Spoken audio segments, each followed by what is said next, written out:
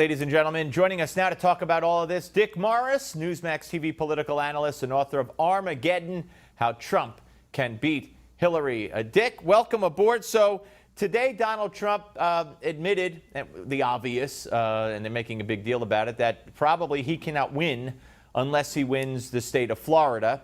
He predicted he would. Let's start with that. What are his chances? You spend a lot of time down there. What are his chances of winning that state? If he's going to win Florida. But the real question is, what's the scope of what's going on nationally? And I believe that there are three phenomena at work here that are worth understanding. The first is that downscale voters make their decisions at the end. They don't come out in the beginning because they don't follow the race early on. I think it was on your show I drew the metaphor of Christmas shopping, that men only do Christmas shopping right before. Yes. And women do it months before. So a man is in that situation is like the uninformed voter. And you can reach him right before Christmas, and then he'll make his decision. And generally, those voters are going to be voting for Trump. So I think that will give Trump a late surge in the polling. Secondly, polls are good at telling you how people are going to vote, but they're not good at telling you whether they're going to vote or not, because most people don't really know, particularly the voter that might vote, might not vote, on whom the election hinges. And unless Hillary can do a great deal more to stimulate African-American enthusiasm and enthusiasm of young voters, she has a passion deficit. Voters are 10 or 15 points more passionate about voting for Trump than they are about voting for Hillary. And even those who are voting for Hillary are only passionate about dumping Trump. When you listen to Elizabeth Warren, it's like breaking up with bad marriage. The way she talks. She's going to wash this man right out of my hair. But I think that ultimately, black turnout and youth turnout are going to be significantly lower. So I really see this race as a tie race, and I see Florida as also basically tied.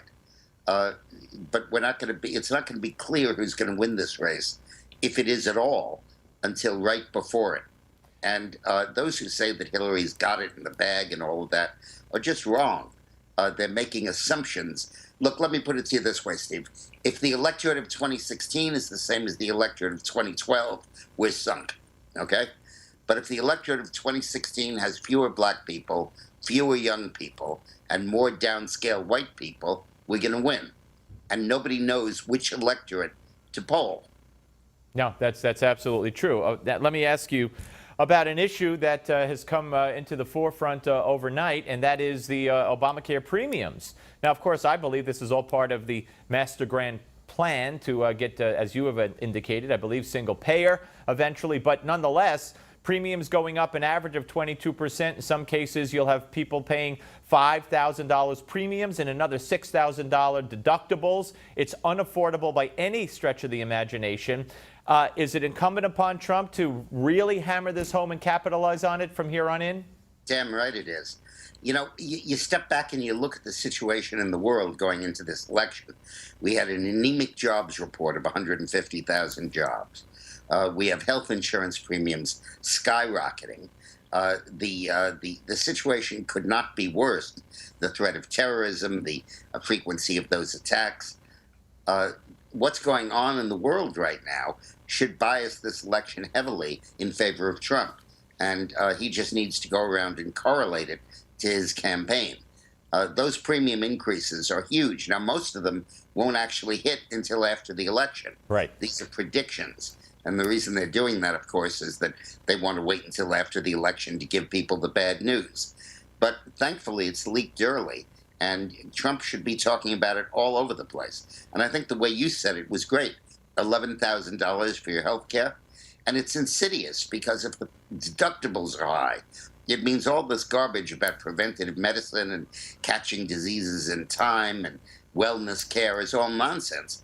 Because who's going to pay a $5,000 deductible to get a flu shot? Absolutely. Dick, let me ask you about the the Senate especially, and if you want to weigh in on the House, of course, that Elizabeth Warren bite was Hillary and Warren up campaigning for the governor of New Hampshire to become the U.S. Senator, beating Kelly Ayotte, they hope. Do you believe that the Democrats are in good position to take the Senate back?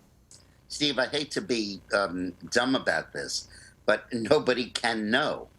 If the electorate that shows up is the 2012 electorate, we're going to lose the Senate.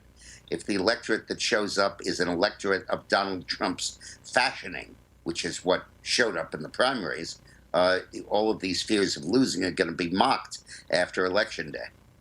Yeah, very fair point. It all depends on turnout, obviously, and I'm glad you said that. What do you make of Tim Kaine showing up at a rally the other day in West Palm yesterday with 300 people showed up? Yeah. I mean, you look at the turnout at her rallies and at Kaine's rallies, and then you compare them with Trump's, and you can't, there's such a vast difference in enthusiasm and in commitment and in interest. And that has to manifest itself in turnout. Look, Hillary is running basically an old style campaign, right, where she says it's a two-way race. You vote for me, you vote for him.